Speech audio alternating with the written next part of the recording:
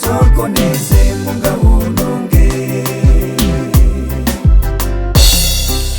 Anzelu katswini nezeru zakusukulu sizina wathandize popanda ya kwa Mulungu yeye chakutupichi mayenda bwino mosavuta ukaitanirapo cha uzimu.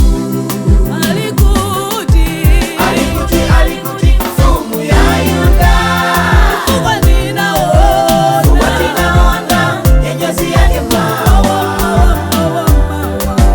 tikuilondola ya tisimira ndipo ninatera utalambira iye. Alikuti mfumu ya Yuda kuwa ninaona nyenyezi yake mawa tikuilondola ya tisimira ndipo ninatera utalambira iye.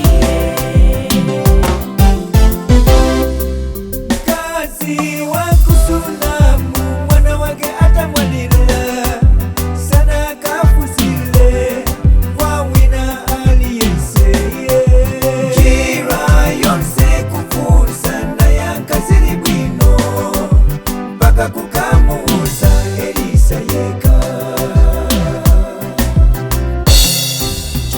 chikulupililo chake sichinafela limosi mwana wake atafa mpaka anaukaso yeye akanalengeza ngogo ikadakula fusa kwa Mulungu kulima yako.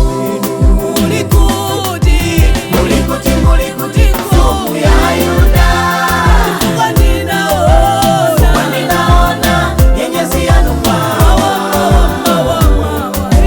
tikuilondola yandisimira ndipo ninatera utalambira iye. Mulikuti mfumu ya Yuda kuwa ninaona nyenyezi yanu mawa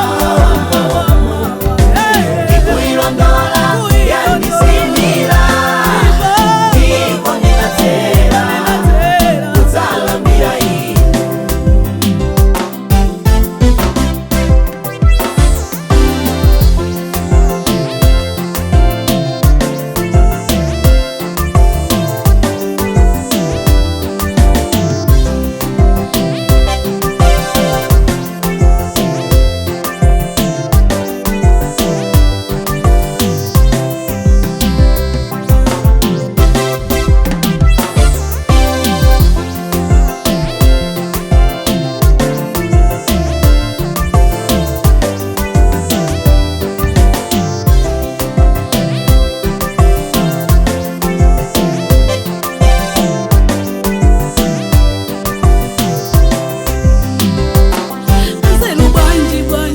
Anzelu bwanji ya kuposanisha Mulu wapa wamene anasowa anakafusila